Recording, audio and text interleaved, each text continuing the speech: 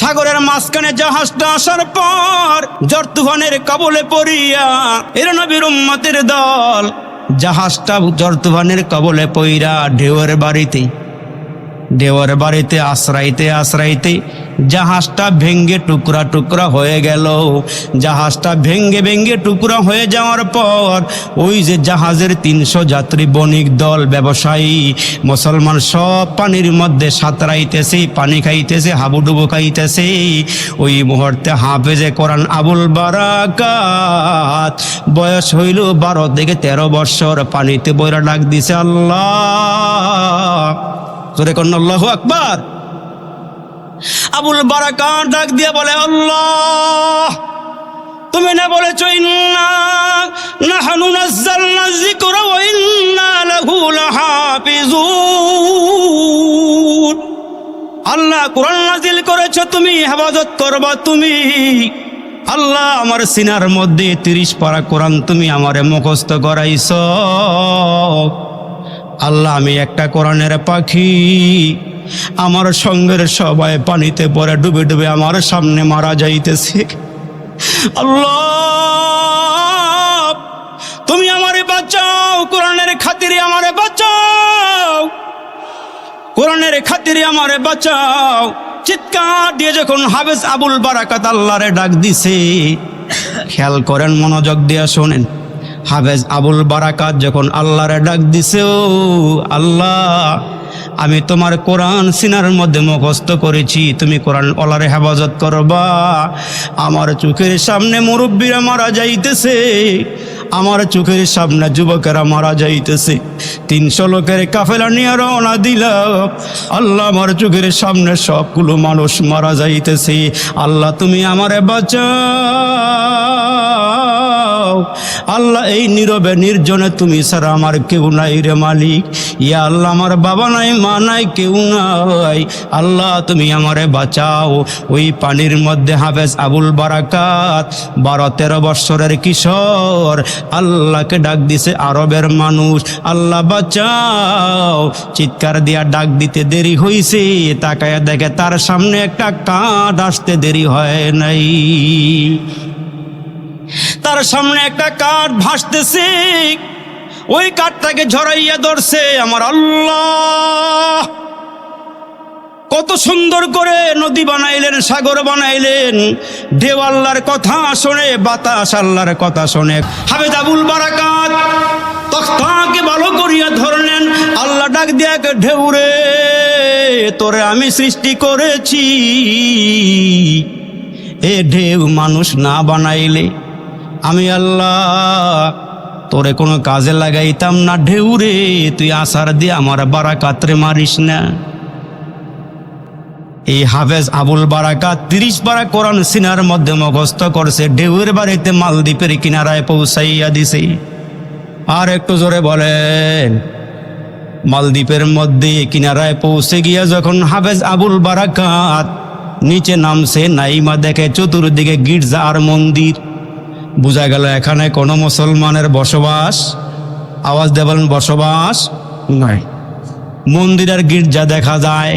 হাফেজ আবুল বারাকাত নেমে গিয়া চিন্তা করে, আল্লাহ এইখানে তো মুসলমানের বন্ধু নাই, সব দুশ্মন মনে হইতেছে। আল্লাহ বাঁচানের মালিক তুমি, জোরে বলেন না কে? বাঁচানের মালিক কে? আল্লাযী খালাকাল মাউতা ওয়াল হায়াত, হায়াত এবং মৌত সৃষ্টি করেছেন কে?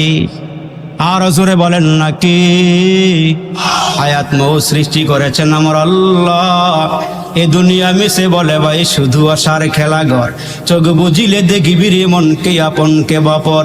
কোথা থেকে আগমন, কোথা যেতে হবে, কে আনিল কি কারণে জানা নাই ভবি। ওরে ভোলা মন তাতে নিমগন, মরণে স্মরণ কর, পলে পলে তর ফুরিয়েছে আয়ু, এখনো না হলো ডর। নদীর এপার ভাঙ্গে ওপার ঘরে, এই তো মালিকের খেলা। সকাল বেলার ধনীরে তুই ফকিরি সন্ধ্যা বেলা। মাটি হতে জন্ম নিলাম, মাটিতে মরণ, মাটি হতে উঠতে হবে রাখি অসরণ। মাটির দেশে বাড়ি আমার, কবর দেশে বাড়ি আমার, কবর দেশে ঘর, কবর দেশে কেউ নাই রে ভাই, সবাই আমার পর। মন্দিরের গির্জা নজরে পড়ে, তাহলে বোঝা গেল এখানে কোনো মুসলমান নাই। হাঁটতে হাঁটতে মুসলমান ক্লান্ত শ্রান্ত হইয়া জংলার ভিতরে ঢুকে গেল। জংলার ভিতরে ঢুকার পর হঠাৎ করে আবুল বারাকাতের নজরে পড়ল একটা কুঁড়ে ঘর। হাঁটি হাঁটি পা পা করে হাফেজ আবুল বারাকাত কুঁড়ে ঘরের সামনে গিয়ে দাঁড়ায়। কুঁড়ে ঘরের সামনে দাঁড়ায় ডাক দিয়ে বলেন, ভাষা তো আরবি, ওইখানে কেউ নাই মুসলমান। ঘরের দরওয়াজায় গিয়ে আওয়াজ দিলে তাকায় দেখে একজন বৃদ্ধা মহিলা, বিধবা মহিলা যার স্বামী মারা গেছে। ওই ঘরের মধ্যে একজন মেয়ে আর মা ছাড়া আর কেউ নাই। হাফেজ আবুল বারাকাত নিজের ভাষা দিয়া বুঝাইতে চায়, আপনার ঘরে আমাকে একটু থাকার জায়গা করে দেন, খাওয়ার ব্যবস্থা করে দেন। ওই নারীটা, বিধবা মহিলা, বৃদ্ধা মহিলা ডাক দিয়া বলে, বাবা রে, খাওয়ার দেওয়ার মতন কোনো ব্যবস্থা আমার নাই। আমি জংলা থেকে কাঠ কাটিয়াই না কোন রকম বিক্রি করে আমি সংসার চালাই। আমার ঘরে একটা মেয়ে আছে আর আমি। ওই আবুল বারাকাত ডাক দিয়া কয়, মা গো, আজকে থেকে আপনি আমার মা, মেয়েটা আমার বোন। আপনার কোনো টেনশন নাই, কোনো চিন্তা নাই। আমাকে খেতে দিতে হবে না, থাকার জায়গা দিলে হবে। বাকি সংসার চালাইবার কাজ আমি আমার দায়িত্বে নিয়ে নিব। টেনশনের কোনো দরকার নাই। হাফেজ আবুল বারাকাত ওই ঘরে থাকতে থাকতে দীর্ঘদিন পার হয়ে গেল। জংলা থেকে কাঠ কাটিয়া কাইটা আইনা বাজারে বিক্রি করে সংসার চলতেছে অনেক লম্বা ইতিহাস। এর মুসলমান হাফেজ আবুল বারাকাত একদিন ঘরের ভিতরে তাকায় দেখে মাও কান্না করতেছে, মেয়েও কান্না করতেছে। মাও ঝোর দ্বারায় কান্না শুরু করেছে, মেয়েটা আরেক পার্শ্বে বসিয়া কাঁদে। হাফেজ আবুল বারাকাত ডাক দিয়া কয়, মারে, কি জন্য কাঁদো, কি হয়েছে বলো, কিসের টেনশন, কিসের মুসিবত, কি হয়েছে বলেন। মহিলা ডাক দিয়ে কয়, বারাকাত রে, আগামীকালকে আমার মেয়েটা মারা যাবে, চোখের সামনে মেয়েটা চলে যাবে। আমি মা দুঃখিনী, ওই টেনশনে আমি ঘরে কান্না করি, মেয়েটাও কাঁদি। হাফেজ আবুল বারাকাত ডাক দিয়ে বলেন, মা, দুনিয়ার সব মাখলুক মারা যাবে, মানুষ মারা যাবে, হায়ওয়ান জানোয়ার সব মারা যাবে। কুল্লু নাফসিন যায়কাতুল মাউত, मौत को समझा है गाफिल इख्तिताम जिंदगी, दर हकीकत मौत तेरे इब्तिदाए जिंदगी। ये चमन सहारा भी होगा, ये खबर बुलबुल को दू, ताकि अपनी जिंदगी को सोच कर कुर्बा करे। মরবে মরবে, সব মারা যাবে। মা কেন কান্না করেন? আগামীকালকে বোন মারা যাবে, আপনার মেয়েটা মারা যাবে, আপনি কেমনে নিশ্চিত হইলেন? ওই মহিলা হাউমা করে কাঁদে আর বলে, আবুল বারাকাত, শোনো হাফেজ আবুল বারাকাত, এই দেশে একটা সিস্টেম চালু হয়ে গেছে। প্রতি বছর সাগরের কিনারা, সাগরের মাঝখান থেকে একটা দানব উঠি। ওই দানবটা উঠার পরে দিয়া সাগরের পারে মন্দির আছে। ওই মন্দিরের মধ্যে একজন সুরুষি রূপসী তরুণীকে সাজগোজ করিয়া, কানের জিনিস, নাকের জিনিস, গলার জিনিস দিয়া সুন্দর শাড়ি পরাইয়া ওই গির্জার ভিতরে, মন্দিরের ভিতরে রেখে আসতে হয়। মাঝখানে রাতের অন্ধকার হয়ে গেলে ওই সাগরের মাঝখান থেকে দানব দৈত্য উঠিয়া এই মন্দিরের ভিতরে ঢুকিয়া ওই মেয়েটাকে যা মনে চায় তাই করে। যাওয়ার আগে দিয়া মেয়েটাকে মেরে ফেলে, আর মেয়ে না দিলে গ্রামের ভিতরে অত্যাচার করে সবাইকে মেরে ফেলতে চায়।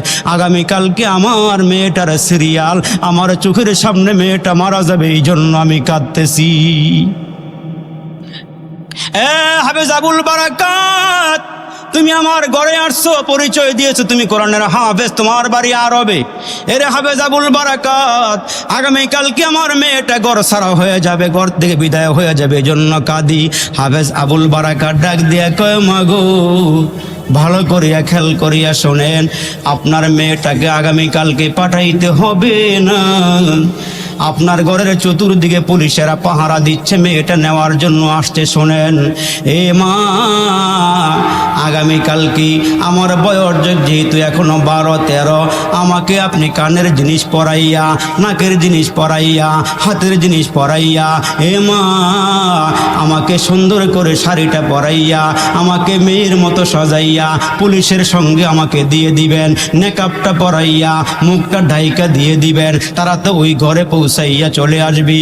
মাগো আমার কান্না করার মতন কেউ নাই, এখানে আমার বাড়ি না, ঘর না, আমার আব্বা আম্মা কেউ নাই। মাগো আপনি আপনার মেয়ের জন্য কাঁদেন, আমার তো কান্না করার মতন কেউ নাই গো মা, আমাকে এই পুলিশের হাতে উঠাইয়া দেন, আমার মেয়ের মতো করে সাজাইয়া দেন। কয় না বাবা, তুমি আমার ঘরের একজন মেহমান, মেহমানকে তো আমি এই কাজ করতে পারি না, মেহমানকে বিদায় দিতে পারি না, এইটা সম্ভব নয়, তোমাকে কেমনে বিদায় দিই? এ নবীর উম্মতের দল হাফেজ আবুল বারাকাত ডাক দিয়ে মা আমাকে সাজাইয়া দেন, আমাকে স্বর্ণের জিনিসগুলো পরাইয়া দেন। বাদশার পক্ষ থেকে শাড়ি আনা হয়েছে, বাদশার পক্ষ থেকে স্বর্ণ গহনা পৌঁছানো হয়েছে, এগুলো পরাইয়া আমারে বিদায় করে দেন। বারবার বলার পরে ওই আবুল বারাকাতকে মুসলমান মেয়ে সাজাইয়া পুলিশের হাতে দিয়া দিছি। পুলিশ তাকে নিয়া ওই মন্দিরের ভিতরে দিয়া মন্দিরের ভিতরে ঢুকাইয়া বাহির থেকে তালা মাইরা সবাই বিদায় হয়ে গেছে। লাশটা সকালবেলা নিয়ে আসবি, লাশটা সকালবেলা মন্দিরের ভিতর থেকে নিয়ে আসবি। সবাই যখন চলে আসছি, হাফেজ আবুল বারাকাত ওই মন্দিরের ভিতরে ডুইকা নামাজের মুসল্লাটা ফালাইয়া নামাজের মধ্যে দাঁড়াইয়া আল্লাহর সামনে দাঁড়ায় ডাক দেখ, আল্লাহ কোরআনের হাফেজকে বাঁচাইবার দায়িত্ব আল্লাহ তুমি নিজে নিয়ে নাও। আল্লাহ তুমি হাফেজে কোরআনকে রক্ষা করিও। নামাজের মধ্যে দাঁড়াইছে কোরআন পড়ে, কোরআন পড়তেছে, আল্লাহকে সিজদা করতেছে। অর্ধরাত হয়ে গেছে, দৈত্য আসার কোনো খবর নাই, দানব আসার কোনো খবর নাই। কোরআন চলছে, কোরআন পড়া চলছে, কোরআন পড়তে 2 রাকাত নামাজ পড়তে সারা রাত পার হয়ে গেছে, দৈত্য আসার কোনো খবর নাই, দানবটা আসে নাই। সকালবেলা পুলিশেরা রেডি হয়ে গেছে, লাশ বাহির করবি। তালা খুইলা দেখে ঘরের ভিতরে একটা ছেলে বইসা রইছে। আর একটু জোরে কও। পুলিশেরা আশ্চর্য হয়ে গেল, কিরে ঢুকাইলাম মেয়ে হয়ে গেল পুরুষ, ঢুকাইলাম নারী হয়ে আছে নর, তুমি কে? কয় গতকালকে যারা সাজাইয়া ঢুকাই গেছিল আমি সেই ব্যক্তি। কয় বুঝে আসে না তুমি কে? কয় বুঝে আসে না। কয় না, সব ঘটনা খুলিয়া বলার পরে পুলিশেরা হাফেজ আবুল বারাকাতকে ধইরা বাদশার দরবারে নিয়ে গেছে। বাদশাহ সব ঘটনা শোনার পরে বিশ্বাস করে না। কয় না করলে একটা কাজ করো। কয় কি কাজ? কয় তোমার বিশ্বাস করব, তোমার ঘটনা বিশ্বাস করব। তুমি 1 বছর পর্যন্ত এখানেই থাকবা, 1 বছর পরে যখন ওই দানবটা আসার সময় হবে তোমাকে আবার ঘরের মধ্যে ঢুকানো হবে। তুমি যদি পরের দিন জিন্দা থাকো তাহলে আমরা এলাকার সবাই নিয়ে কালমা পড়ে মুসলমান হয়ে যাব। এ মুসলমান 1 বছর পার হয়ে গেল, লম্বা ইতিহাস। 1 বছর পার হয়ে যাওয়ার পর হাফেজ আবুল বারাকাতকে আবার মেয়ের মতো সাজাইয়া ওই মন্দিরের ভিতরে ঢুকানো হয়েছে। মুসলমান বন্ধুরা রে, আবার নামাজে দাঁড়াইছে, দৈত্যটা উঠার সময় হয়েছে, মুসলমান সাগর থেকে উঠতেছে। ওই মুহূর্তে হাফেজ আবুল বারাকাতকে, আল্লাহ মক্কা নগরীর থেকে তোমার বন্ধু যখন বের হয়েছে, আল্লাহ তোমার বন্ধু কতগুলো বালি হাতের মধ্যে লইয়া ফাগশাইনা হুম ফাহুম লা ইউবসিরুন। আয়াতে কারিমা তেলাওয়াত করে বালুর মধ্যে ফুক মারছিল। বালুর মধ্যে ফুক মারিয়া যখন বালু সরাইয়া ছিটাইয়া দিয়েছিল, সব কাফের বেদিনদের চোখে মুখে লাইগে অন্ধ হয়ে বসে গিয়েছিল। নবীজি মাঝখান দিয়ে বের হয়ে চলে গেছে। এ মুসলমান, হাফেজ আবুল বারাকাত সূরা ইয়াসিনের আয়াতে কারিমা তেলাওয়াত কইরা বালু লইয়া সাগরের দিকে ফিকে মারছে। ওই দৈত্যটা যখন মাঝখান থেকে সাগরের মাঝখান থেকে উঠতেছে, এই বালু গিয়া ওই দানবের গায়ে লাগছে। লাগার সঙ্গে সঙ্গে সাগরের মাঝখানে দানবটা মরে গিয়েছে। সকাল হয়ে যাওয়ার পর দরওয়াজা খুইলা তাকায়া দেখে ওই হাফেজে কোরআনকে আল্লাহ হেফাজত করেই রেখেছে। ওই মুহূর্তে পুলিশ তাকে আবার বাদশার দরবারে নিয়ে গেলে বাদশাহ ঘোষণা দিয়ে দেয়, মালদ্বীপের যত মানুষ আছো এই হাফেজে কোরআনের হাতে হাত দিয়া কালমা পরে মুসলমান হয়ে যাও। আমার আল্লাহ বলেন কোরআন নাজিল করেছি আমি, কোরআন হেফাজত করব আমি। এজন্য নবীর ঘরের মাধ্যমে আল্লাহ তাআলা হাফেজে কোরআন বানাইয়া মাদ্রাসা হেফাজত করবি, মাদ্রাসার মধ্যে হাফেজে কোরআন বানাইয়া আমার আল্লাহ কোরআনকে হেফাজত করবি। এই জন্য পায়ে হাত দিয়ে বলিয়া যাই, বাবা নিজে আলেম হতে পারেন নাই, ছেলে থাকলে একটা ছেলেকে হাফেজ বানায়া যান, একটা ছেলেকে আলেম বানায়া যান, মেয়ে থাকলে আলেমা বানায়া যান, হাফেজে কোরআন বানায়া যান। যারা আপনার কিনারায় দাঁড়ায় দাঁড়ায় কোরআন পড়বি, আপনি মরে যাওয়ার পরে দোয়া করবি, এই সন্তান দাঁড়াইকা গেলেন হাফেজে কোরআন বানায়া গেলেন। হাসরের কঠিন ময়দানে আল্লাহ যেদিন নূরের তাজ পরাইবেন, টুপি পরাইবেন, ওই হাফেজে কোরআনের বাপ মাকে ডাইকাই না আমার আল্লাহ মুসলমান নূরের টুপিগুলো পরাইয়া দিবে। আর যারা হাফেজকে ভালোবাসছেন, আলেমকে মোহাব্বত করছেন, এরা হাসরের ময়দানে দাঁড়াইয়া থাকবে, বলবে আল্লাহ অমুক সাহেবকে সঙ্গে নিয়ে যেতে চাই, সাজিদ সাইজুদ্দিন মাদ্রাসার সেক্রেটারি সাহেবকে নিতে চাই, সভাপতি সাহেবকে নিতে চাই, মাদ্রাসার শুভাকাঙ্ক্ষী যারা আসি, মাহফিলে যারা আসি, এদেরকে সঙ্গে নিয়ে যেতে চাই। আল্লাহ এদের সঙ্গে উঠা বসা ছিল, এরা খাওয়াইছে, মোহাব্বত করছে, আদর করছে, এদেরকে সঙ্গে না যেতে চায়। ওই দিন আলেমে ওলামারা হাফেজে কোরআনরা আপনাদের মতো মানুষগুলোকে এরা জান্নাতি হয়ে গেলে, ক্ষমা পেয়ে গেলে আপনাকে সঙ্গে কইরা এরাও আল্লাহর জান্নাতের মেহমান হয়ে যাবে। এই জন্য জীবনটাকে সফল বানায়া যান। গাড়ি পাইছেন, বাড়ি পাইছেন, ক্ষমতা পাইছেন, আল্লাহ পান নাই, কিছুই পান নাই। এই জন্য হাসরের কঠিন ময়দানে দুইটা দল হবে, একদল হবে জান্নাতি আর একদল হবে জাহান্নামী।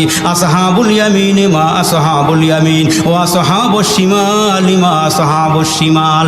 একদল হবে জান্নাতি আর একদল হবে জাহান্নামী। আমার আল্লাহ ডেকে ডেকে বলেন লা ইয়াস্তাবি আসহাবুন নার ও আসহাবুল জান্নাহ। কয় জাহান্নামী দল হবে, জান্নাতি দল হবে। আসহাবুল জান্নাতি হুমুল ফাইজুন, যারা জান্নাতি হবে এরা কামিয়াব হয়ে যাবে। তাহলে আমরা কোন দলে থাকতে চাই? এমন একটা সময় অতিবাহিত হয়েছে যে সময় মুসলমানদেরকে মেরে ফেলা হইতো, আলেম ওলামাদেরকে ফাঁসির কাস্টে ঝুলানো হইতো। তো খ্রিস্টানদের কাজ ছিল বাজার থেকে কোরআন কিনিয়া কিনিয়া পুরিয়া শেষ করিয়া দিত, মাদ্রাসা বন্ধ করিয়া দেওয়া, মসজিদগুলো বন্ধ করিয়া দেওয়া, কোরআনগুলোকে জ্বালাইয়া দেওয়া, কোরআনগুলোকে সাগরের পানিতে ভাসাইয়া দেওয়া।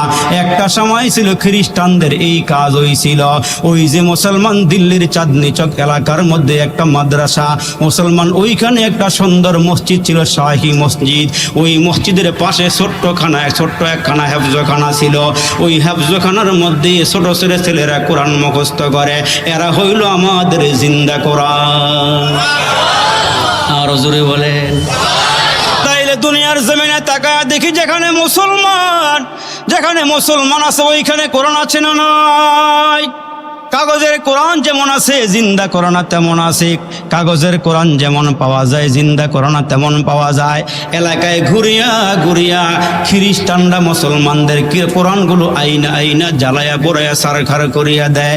হঠাৎ করে একজন খ্রিস্টান রাস্তা দিয়ে হাইটা যাইতেছি, এমন সময় একজন মুসলমানের সঙ্গে ওই খ্রিস্টানের দেখা হইয়া গেলে খ্রিস্টানকে মুসলমানটা ডাক দিয়ে বলে, কই যাও? কই আমার কাজ হইল, আমার ডিউটি হইল, এই এলাকার বাজারে কোরআনগুলো কিনিয়া আমি জ্বালাইয়া দিব, সাগরের পানিতে ফালাইয়া দিব, ভাসাইয়া দিব। কয় ঠিক আছে, অসুবিধা নাই, তুমি কাগজের কোরআন পড়াইতে পারবা, জ্বালাইতে পারবা, তবে শুনিয়া লাও, এই দেশের মধ্যে জিন্দা কোরআন আছে, ওইগুলো তুমি কেমনে পড়াইয়া দিবা? আর একটু জোরে কোন সুবহানাল্লাহ। কাগজের কোরআন পড়াইতে পারবা, জিন্দা কোরআন কেমনে পড়াইবা? জিন্দা কোরআন পড়াইতে পারবা না। এদের সিনার মধ্যে কোরআন মুখস্থ করায় দেন কে? একসাথে জোরে বলেন না কে?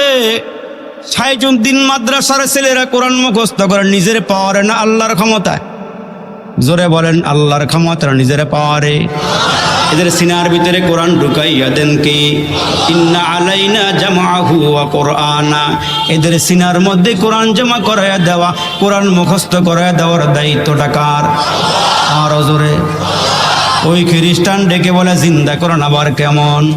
জিন্দা কোরআন তো কোনোদিন নজরে পড়ে নাই। কয় চলো আমার সাথে, সাইজুদ্দিন মাদ্রাসার মধ্যে জিন্দা কোরআন আছে, যাদের পিছনে সভাপতি সেক্রেটারি এলাকাবাসী বড় লোক গরিব সবাই দান সাদাকা করে, ওই টাকা দিয়ে ওই পয়সা দিয়ে চাউল ডাউল কিনে এরা খাইয়া কোরআন মুখস্থ করে। এদেরকে মুখস্থ করায় দেন কে? আরো জোরে বলে। এ মুসলমান, কোরআন চালাইবা, শেষ করে দিবা।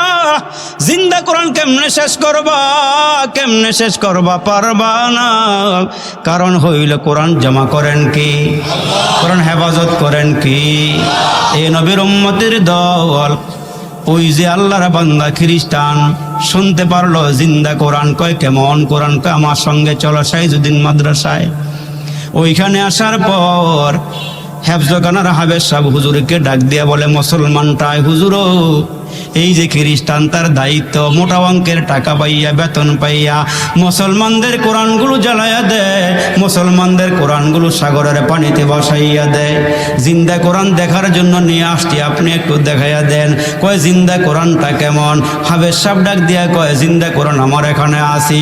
খ্রিস্টানকে বাহিরে দরওয়াজার সামনে চেয়ারে বসাইয়া দিয়া ওই যে মুসলমান 7 বৎসরের বালক, যে এখনো মুসলমান বালেগ হয় নাই, কিশোর হয় নাই বা না বালেগ, ওই 7 বৎসরের ছেলেটাকে হাবেজ সাহেব ডাইকাই না ওই খ্রিস্টানের সামনে দাঁড়া করাইয়া দিছি। খ্রিস্টানের সামনে দাঁড়া করাই দেওয়ার পর খ্রিস্টান ডেকে ডেকে বলে, ও মিয়া, জিন্দা কোরআনটা কেমন? কয় জিন্দা কোরআন দেখতে চাও? কয় হ্যাঁ, জিন্দা কোরআন দেখতে চাই। কয় এইটা আমার জিন্দা কোরআন, এইটা আমার জিন্দা কোরআন। আল্লাহর মহান বাণী কোরআন শরীফ, এক মুখে কত কইব তাহার তারিফ।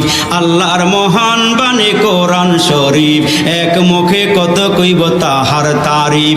যত বড় ততই মিষ্ট মধুর বচন, তাওরাতে আসিয়াছে যাহার বর্ণ। জিন্দা কোরআন দেখার শখ হইল, খ্রিস্টানের সামনে এসে গেল। 7 বৎসরের বালকটাকে সামনে দাঁড়া করাইয়া হাবেজ সাহেব ডাক দিয়া কয়, ছেলে রে, কত পারা মুখস্থ করেছ? কয় 15 পারা না 30 পারা পুরা মুখস্থ করেছি। কয় বাবা রে, তুমি তার সামনে একটু কোরআনটা পড়ো। 7 বৎসরের বালক দাঁড়াইয়া আল্লাহর কোরআন তেলাওয়াত করা শুরু করে দিলে।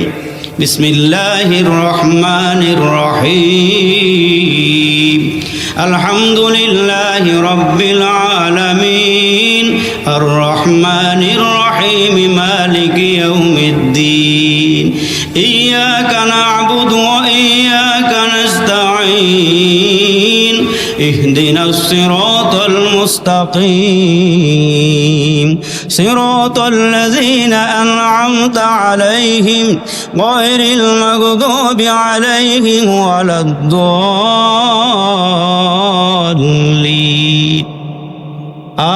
আমিন।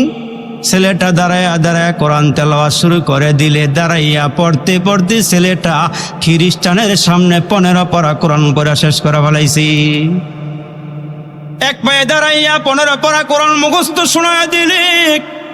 হাবেজ সাহেব হুজুর তাকায়া দেখে লোকটা খ্রিস্টান হতে পারে, কিন্তু কোরআনের একটা পাওয়ার আছে, কোরআনের একটা মুজিজা আছে। হাবেজ সাহেব তাকায়া দেখে, রে বন্ধু, ওই খ্রিস্টানের 2টা চোখ বেয়ে বেয়ে পানিগুলো ঝর্ণার মতো পড়তেছে। লোকটার দিলটা নরম হয়ে গেছে, কলিজা চৌচির হয়ে গেছে, ফেটে গেছে ভিতর থেকে পানি বের হইয়া। ওই পানিগুলো চোখের গোড়া দিয়ে গড়ায় গড়ায় পড়ে। হাবেজ সাহেব ডাক দিয়ে, ও মিয়া, তোমারে কে পিটাইলো, কে মারলো? তোমার চোখের কোনায় কেন পানি গড়ায়া, কেন পানি পড়ে? ওই খ্রিস্টান ডাক দিয়া কয়, হুজুর, আমার হায়াতের জীবনে কত জাদুবিদ্যা দেখলাম, হায়াতের জীবনে কত কবির কথা শুনলাম। ওই দেখা যায় তাল গাছ, ওই আমাদের গা, ওইখানেতে বাস করে কানা বগিরিসা, খোকন খোকন ডাকবাড়ি, খোকন মদের কারবারি। কত কবিতা শুনলাম, ওইখানে তোর দাদির কবর ডালিম গাছের তলি। 2 নয়নে ভিজাই দিয়েছি 30 বৎসর চোখের জলে। কয় তলে আর জলে কত শুনলাম, কিন্তু তোমাদের কোরআনের ভিতরে এত মজা আগে জানতাম না, কোরআনের মধ্যে এত স্বাদ আমি আগে জানতাম না। এ আল্লাহর বান্দা, কোরআনের হাফিজ, তেলাওয়াত শুনতে চাই। আল্লাহু আকবার জোরে বলেন। আমি আরেকবার কোরআন তেলাওয়াত শুনতে চাই। হাবেজ সাহেব ডাক দিয়া কই, ছেলে রে, পড়ো পড়ো পড়ো। আমার আল্লাহর কালাম পড়ো, যত পড়া হয় ততই মজা। এই যে মুসলমান, আপনি আর আমি বালেগ হওয়ার পরের থেকে নিয়ে এ পর্যন্ত হুজুরের পিছনে দাঁড়ায় দাঁড়ায় সূরা ফাতিহা শুনতেছি। ফজরেও শুনলাম, এশাতেও শুনলাম, মাগরিবেও শুনলাম, শুনতে জীবনটা কাটাইয়া দিলাম। কবে জানি আমার সূরা ফাতিহা মুখস্থ হয়ে গেছে তাও জানা নাই। ঠিক কিনা জোরে কন? কোনোদিন কোনো মুসলমান বলে না হাবেশ সবার পড়া লাগবে না, পড়ার মধ্যে মজা নাই, স্বাদ নাই। আমার আল্লাহ ডাক দিয়ে কমেন মুসলমানের আরে হাফেজে কোরআনের কোরআন শুনতে থাকো। এইগুলো যারা শুনবে, আলেমরে যারা মোহাব্বত করবি, মুহাদ্দিসকে যারা মোহাব্বত করবি, হাফেজ সাহেবকে যারা মোহাব্বত করবি, ইমাম সাহেবকে যারা মোহাব্বত করবে, মুয়াজ্জিনকে যারা মোহাব্বত করবি, এই মাহফিলগুলোকে যারা মোহাব্বত করবি, আমার আল্লাহ ডাক দিয়ে কয় শুনিয়ালো, যারা দুনিয়ার মাহফিলগুলোকে মোহাব্বত করে ওই মানুষগুলোর জন্য আমি আল্লাহ জান্নাতের মধ্যে একটা মাহফিল ঘোষণা দিব। আরো বড় করে আওয়াজ দিয়ে বলেন, ওই আজকের মাহফিলে আসছো চেয়ার পাও নাই, আজকের মাহফিলে আইসা ভালো কোনো গদিও পাও নাই। যারা মাহফিলকে মোহাব্বত করতেছো এদেরকে হাসরের ময়দানে আমি আল্লাহ দারুস সালাম জান্নাতের মধ্যে চেয়ার দিয়া বসাবো। ওই চেয়ারে বসাইয়া ১০০ লক্ষ নবী তোমাদের সামনে হাজির করে দিব। আমি একজন নবীরে বড় সুন্দর কণ্ঠ দিয়েছিলাম, দাউদ আলাইহিস সালামকে আমি আল্লাহ সুন্দর কণ্ঠ দিয়েছিলাম, তারে একটা কিতাব দিয়েছিলাম জাবুর। ওনার শ্রুতি মধুর আওয়াজে জাবুর তেলাওয়াত করলে উড়ন্ত পাখিগুলো ড্রপ দিয়া গাছের ডালায় বসে গেছি। সাগরের পারে গিয়া তেলাওয়াত করলে সাগরের নিচের মাছগুলো উপরে ভাইসা উঠছে। আল্লাহু আকবার বলেন।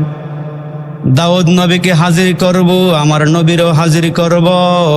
ওই মাহফিলের সভাপতি হবে আমার নবী মুহাম্মদ। আল্লাহু আকবার জোরে বলেন, আর একটু জোরে বলেন। ওইখানে প্রধান অতিথিও থাকবে, সভাপতিও থাকবে, বিশেষ অতিথিও থাকবে।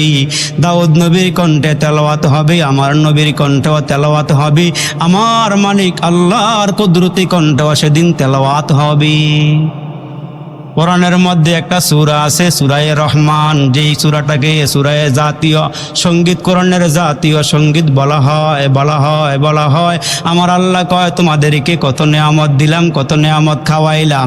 ওইন তাউদ্দু নিয়ামাতাল্লাহি লা তুহসুহা, এ বান্দা এত নেয়ামত দিলাম, খাইলা শেষ করলা, গণনা করিয়া শেষ করতে পারবা না। লাইন শাকারতুম লাযিদান্নাকুম, নেয়ামত খাইয়া শুকরিয়া আদায় করবা। যত নেয়ামত খাইছো আমি আল্লাহর নেয়ামত বাড়াইয়া দিব। আওয়াজ মরা আওয়াজ হইতেছে, জোরে কন। মিষ্ট তিক্ত জাল মশলা, দুধু মধু আর চিনি, মাছ গোস্ত ফলমূল যে কতই দিলেন তিনি। মিষ্ট তিক্ত জাল মশলা, দুধু মধু আর চিনি, মাছ গোস্ত ফলমূল যে কতই দিলেন তিনি। উদ্দেশ্য কেবল করব মোরা বন্দিগি মৌলার, প্রশংসা করি আমি আল্লাহ তাআলার, বিশ্ব জাহান পয়দা হুকুমে জগৎ। সাগর পাহাড় ঘুরে মানুষ আনলো কত মনি, মাটির গর্ব চিরে বাঘির করছে কত খনি।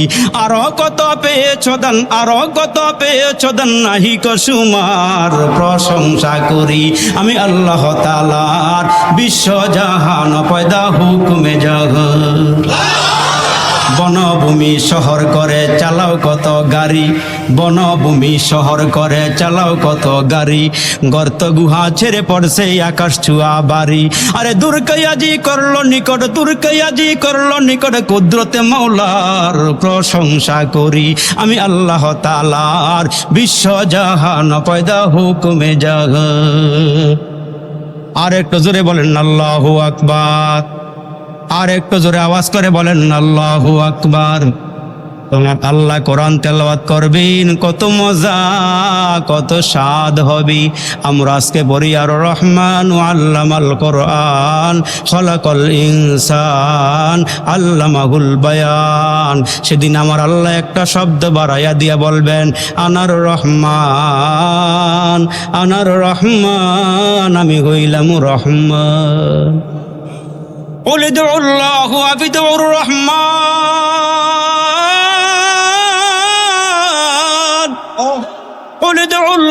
আবিদুর রহমান আইয়াম্মা তাদউ ফালাহুল আসমাউল হুসনা। আমার আল্লাহ ডাক দিয়ে কয় উম্মতের দল, আমার নবীর উম্মতের দল, আমার সুন্দর সুন্দর নাম আছে, আমার নামগুলো দরিয়া দরিয়া ডাক দাও, যেখান থেকে ডাক দিবা সেখান থেকে আমি তোমার ডাকে সাড়া দিয়ে দিব। আর একটু জোরে বলেন, আল্লাহ রে ডাক রে বান্দা, আল্লাহ রে ডাক, আল্লাহ রে ডাক রে বান্দা, আল্লাহ রে ডাক, আল্লাহ রে ডাকতে ডাকতে তোমার জীবন চলে যাক। আর একটু জোরে কয়, যখন তুমি ছোট্ট ছিলা, দাঁত ছিল না মুখে, তরল খাবার দিলেন আল্লাহ তোমার মায়ের বুকে। যখন তুমি ছোট্ট ছিলা, দাঁত ছিল না মুখে, তরল খাবার দিলেন আল্লাহ তোমার মায়ের বুকে। সেই আল্লাহ রে ভুইল না রে জীবন যাকার থাক, সেই আল্লাহ রে ভুইল না রে জীবন যাকার থাক। আল্লাহ রে ডাক রে বান্দা, আল্লাহ রে ডাক, আল্লাহ রে ডাক রে বান্দা, আল্লাহ রে ডাক। যখন তোমার কেউ ছিল না তখন ছিলাম আমি, যখন তোমার কেউ ছিল না তখন ছিলাম আমি, এখন তোমার সব হইয়াছে পর হইয়াছি আমি। আবার তোমার কেউ রবে না, আবার তোমার কেউ রবে না, রবে মৌলা পাক। আল্লাহ রে ডাক রে বান্দা, আল্লাহ রে ডাক, আল্লাহ রে ডাক রে বান্দা, আল্লাহ রে ডাক। সাজার মে তেরে রंगे बू, साजार में हजार में तेरे रंग बू, जिधर देखता हूँ इधर तू ही तू ही तू, वफी कुल्ली शैइन लहू शाहिदुन यदुल्लु अला अन्नहु वाहिदुन। अल्लाहु আকবার বলেন, আর একটু জোরে বলেন। পশু পাখি কয় না কথা মানুষ কেন কয়, পশু পাখি কয় না কথা মানুষ কেন কয়, আচ্ছা মানুষ বলো দেখি কেমন করে হয়। কে বলান, এত আস্তে কে জোরে কর। আচ্ছা মানুষ বলো দেখি রাত্র কেন কালো, আচ্ছা মানুষ বলো দেখি রাত্র কেন কালো, সূর্যমণি কোথায় থেকে পেল এত আলো। সুবহানাল্লাহ কয় না রে। আচ্ছা মানুষ বলো দেখি রাত্র কেন কালো, সূর্যমণি কোথায় থেকে পেল এত আলো। পশু পাখি কয় না কথা মানুষ কেন কয়, পশু পাখি কয় না কথা মানুষ কেন কয়, আচ্ছা মানুষ বলো দেখি কেমন করে হয়।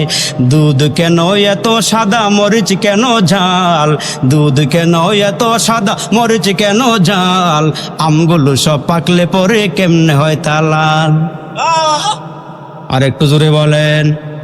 আমরা সবাই বাস করি ভাই এই দুনিয়ার রঙ্গে, হাতের লেখা মুখের চেহারা মিলে না কারো সঙ্গে, আর মিলে না গলার কণ্ঠ বৃদ্ধাঙ্গুলের টিপ, আর মিলে না গলার কণ্ঠ বৃদ্ধাঙ্গুলের টিপ, আল্লাহ তাআলা একজন আছে প্রমাণ হলো ঠিক। আর একটু জোরে করেন আল্লাহু আকবার, আর একটু আওয়াজ করে বলেন আল্লাহু আকবার। যুবক ভাইরা রে আমার কষ্ট হইতেছে, বেশি কষ্ট হইতেছে। মুসলমান ভাইরা রে আমার, ওই খ্রিস্টান ডাক দিয়া কয় আবিশাপ, জিন্দা কোরআনের ভিতরে এত পাওয়ার এত মজা আগে জানতাম না, তোমার কোরআনের মধ্যে এত মজা আগে জানতাম না। আমার এই হাত দিয়া কত কোরআন জ্বালাইছি, কত কোরআন সাগরের পানিতে ভাসাইছি। আমি আগে জানি না কোরআনের মধ্যে এত মজা, পড়া জানি না শিখি নাই, আগে জানি না। ও হাবেশ সাহেব, আপনার ছেলেটাকে আর একটু তেলাওয়াত করতে বলেন, আর একটু পড়তে বলেন।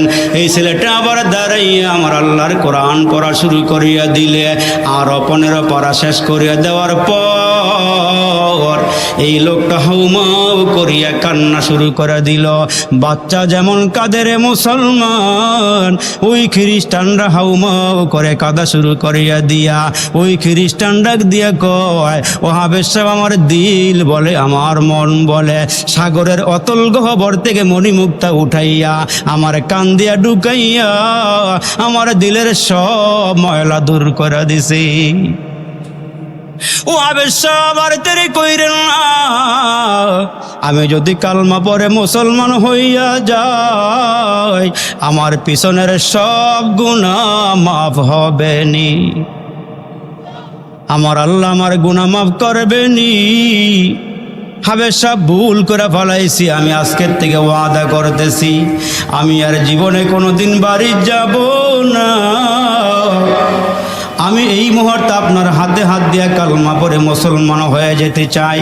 আমার আল্লাহ ডাক দিয়ে কয়, মানুষ কোরআন নাজিল করেছি আমি, এ দুনিয়ার কেউ হেফাজত না করলো আমি আল্লাহ হেফাজত করব। জোরে আওয়াজ করে বলেন ঠিক না বেঠি? আমার আল্লাহ বলেন শুধু কোরআনকে আমি হেফাজত করব না, কোরআনের হাফেজ সাহেবকে আমি আল্লাহ হেফাজত করব, আলেম ওলামার আমি আল্লাহ হেফাজত করব।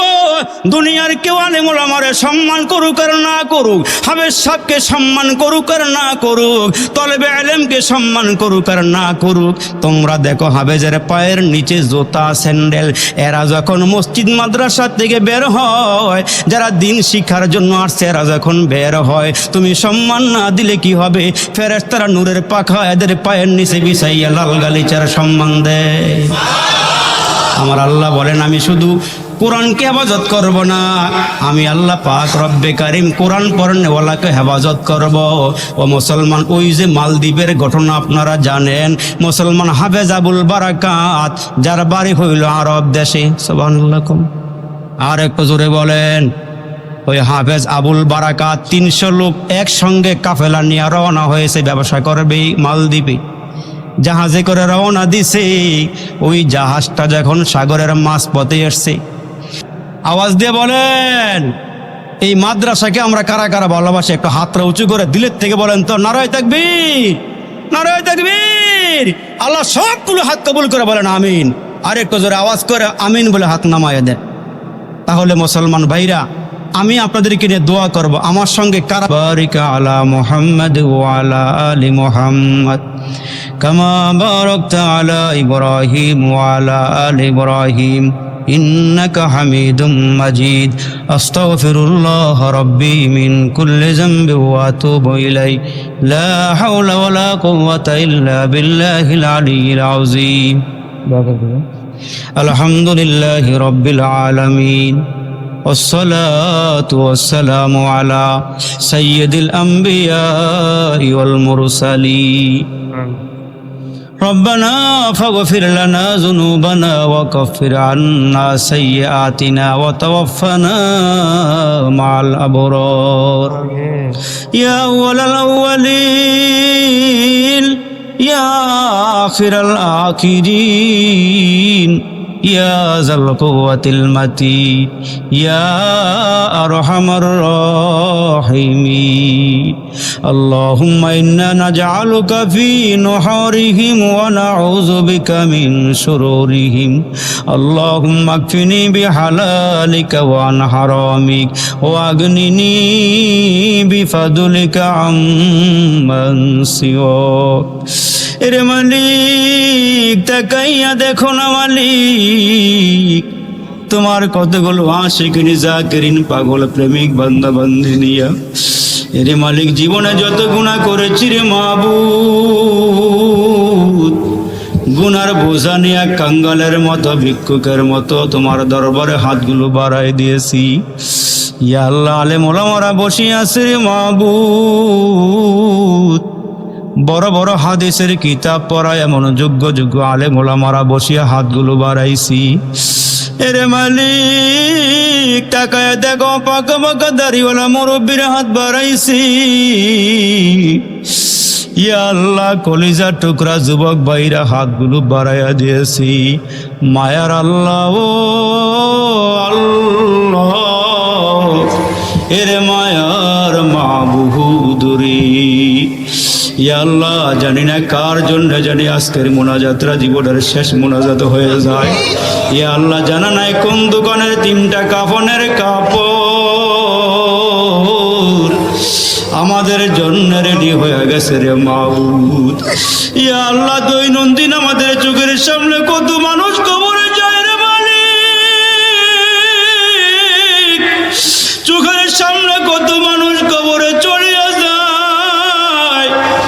এরে আল্লাহ, কত মানুষ কবরে নামাইলা, জানা নাই কার জন্য জানি আজকের মোনাজাতরা জীবনের শেষ মুনাজাত হয়ে যায়। ইয়া আল্লাহ, জানি না কোন দিন জানি জামাগুলো টাইনা খুইলা নিয়ে যায়। কয়েকদিন আগেও দেখলাম একজন মানুষ মারা গেল, জামাটা খুলতে পারে না, বেলের দিয়া কাইটা জামাটা রাখিয়া দিল, গায়ের গেঞ্জিটা কাটিয়া গেছি দিয়া কাইটা চোখের সামনে রাখিয়া দিল।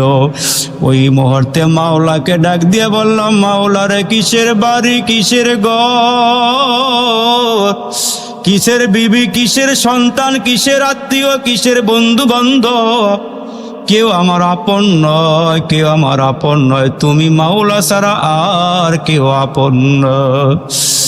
এরে ভাই, এই মাহফিল থেকে যদি 1 ফোঁটা 2 ফোঁটা চোখের পানি ফালাইতে পারো, এ বান্দা, জীবনের শেষ মুনাজাত মনে করিয়া বসাটা মৌতের মোরাকাবা করিয়া হাতগুলো বাড়াও আর বলো, আল্লাহ, এইখান থেকে উঠিয়া বাড়ি যাইতে পারবো, এই গ্যারান্টি আমার কাছে নাই। এরে বন্ধু, আল্লাহ যেন সবাইকে মাফ করিয়া দেয়, বলেন আমিন। ইয়া আল্লাহ, আমরা হায়াতের জীবনে এত গুনাহ করছি রে মাবুদ, যে গুনাহ করার সময় বাবাও দেখে নাই, মাও দেখে নাই, ভাই দেখে নাই, বন্ধু দেখে নাই, বিবিও দেখে নাই। ইয়া আল্লাহ, আলোতে অন্ধকারে, ঘরের অন্ধকারে কত গুনাহ করছি রে মাবুদ। ওই গুনার দিকে তাকাইলে জান্নাতের আশা করতে পারি না, ওই জান্নাতের আশা আমরা করতে পারি না রে মাবুদ।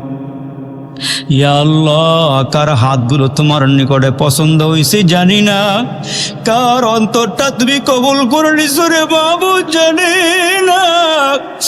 ইয়া আল্লাহ, কারে পছন্দ করে পালাইছো, কার আওয়াজটা কবুল করে নিছো জানা নাই।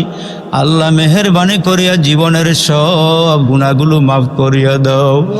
এই মজলিসে ওপরে নিচে বৈশা, ভিতরে বাহিরে বিল্ডিং এর মধ্যে, ইয়া আল্লাহ, ছাদের উপরে বসিয়া যে যেখান থেকে হাতগুলো বাড়াইছি, এরে মাবুদ জানি না কার জানি মা নাই, এরে বন্ধু কে জানি মা হারাইছো, কে জানি বাবা হারাইছো।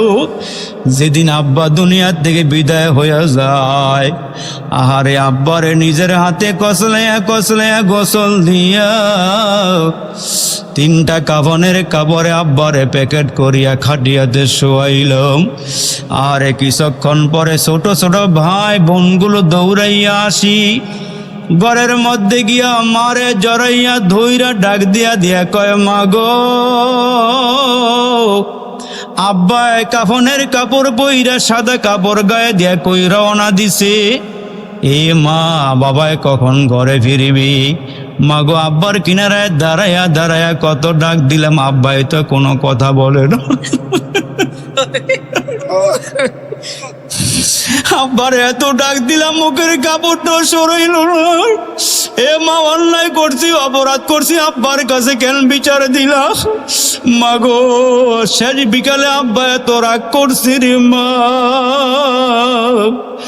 আব্বাই কেন জানি মুখের কাপড়টাও সরায় না। মা পাগলনি গড়াইয়া কান্দে আর বলে, সন্তানের আরি, জীবনের শেষবারের মতো বাবার চেহারাটা দেখাল, এই চেহারার মানুষ আর কোনোদিন ঘরে ফিরবে না। একটু আওয়াজ দিয়ে কও না, ইয়া আল্লাহ, ইয়া আল্লাহ, ইয়া আল্লাহ, ইয়া আল্লাহ, আমাদের জীবনের সব গুনাহগুলো মাফ করিয়া দাও। কয়েকদিন আগেও দোহারে মাহফিলে গেলাম, একটা ছেলের কান্না বন্ধ হয় না। আমি মাথায় হাত বুলাই বললাম, যুবকরে এত কান্না কেন? হুজুর, আমার সাথে আমার ঘরের একটা রুমের মধ্যে আসেন। রুমের মধ্যে গিয়া দেখি বালিশের জায়গায় বালিশটা পরে আছে, তোষকের জায়গায় তোষকটা পরে আছি। ওই বালিশের পাশে কিছু জামা কাপড় রাখা আছে। আমারে ডাক দিয়া কয়, হুজুর, আমার মা এই রুমেই ঘুমাইতো। হুজুর গো, দরওয়াজায় কত ডাকাডাকি, বিবি ঘুম থেকে জাগ্রত হয় না, দরওয়াজাও খুলে না। ওদিক রাত্রি বাড়িতে ফিরতাম, মায়ের দরওয়াজার কিনারা জানালার কিনারে গিয়ে একটা টোক্কা দিলে মা ভিতর থেকে ডাক দিয়া কয়, সন্তান তুমি আইসনি। তখন আমি ঘরের ভিতরে ঢুকিয়া ডাক দিয়া কয়, মা মা মাগো। বিবিরে এত ডাকা ডাকলাম, ঘরের দরওয়াজা খুলল না। মাগো তুমি, তোমার একটা ডাক দিলাম কেমন।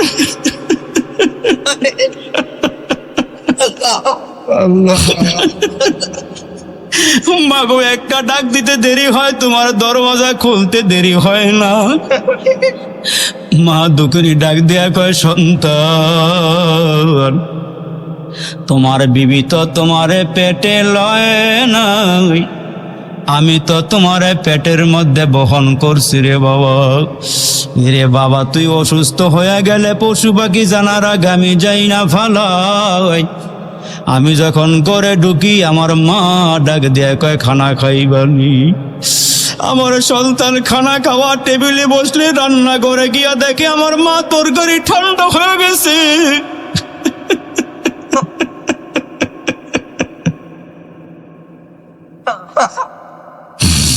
ভাতগুলো ঠান্ডা হয়ে গেছে। শীতের রাত্রে আমার মায়ের কিনারায় গিয়া দেখি আমার মা চুলাটার মধ্যে আগুন ধরাইয়া তরকারি গরম করে ভাতগুলো গরম করি। আমি ডাক দিয়া বললাম, মা গো মা, তুমি এত কষ্ট করিয়া করিয়া কেন তরকারি ভাত গরম করো? মা ডাক দিয়া কয়, ছেলে রে, নরম নরম এই ভাত খাইলে ঠান্ডা, ভাত তরকারি খাইলে তোমার ঠান্ডা লাগিয়া যাবে। এ যুবক, এই ময়দানে যারা মা হারাইছো রে ভাই, আমার বাবা, আমার বাবা, এই দুনিয়াতে ঘুরতে পারবা, মায়ের চেহারার মতন কোনো মহিলা পাইবা না, নিজের বাবার চেহারার মতো কোনো মানুষ পাইবা না। আজকে যদি মার মহাব্বতে, বাবার মহাব্বতে পরে এক ফোঁটা দুই ফোঁটা চোখের পানি ফেলাইতে পারো, আমার আল্লাহ কুদরতি হাতগুলো বাড়ায়া বাড়ায়া তোমার চোখের গোড়ার থেকে তোমার চোখের পানিগুলো নিয়া আব্বা আম্মার কবরে জাহান্নামের আগুন যদি ধাও ধাও করিয়া জ্বলে, তোমার এই চোখের পানিগুলো আগুনের মধ্যে সারিয়া দিবি। আগুন যখন নিবিয়া যাবে, আব্বা আম্মা কবর থেকে ডাক দিয়া বলবে, আল্লাহ। বলেন না আল্লাহ, বলেন না আল্লাহ, আল্লাহ আল্লাহ।